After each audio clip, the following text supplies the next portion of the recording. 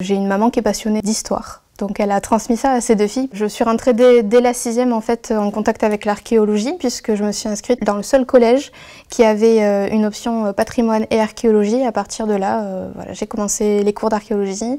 La fouille aussi, c'était évident, enfin, il n'y avait pas d'autre choix. De toute façon, c'était histoire de l'art et archéologie ou histoire de l'art et archéologie. Vraiment, l'archéologie, c'est quelque chose qui me passionne depuis vraiment l'enfance. C'est vraiment quelque chose qui vient du plus profond de mon cœur.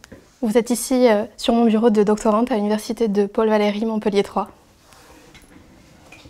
J'aimerais vraiment être enseignante-chercheuse ou chercheuse au CNRS. Mes recherches doctorales portent sur les sanctuaires, les cultes et les rites des Ibères entre le 6e et le 2e, 1er siècle avant notre ère. On n'a absolument ni aucun texte, ni aucune image qui nous montre ce sanctuaire ibérique, et la thèse, voilà, c'est son objectif, c'est vraiment savoir ce qui se passe dans le sanctuaire construit ibère.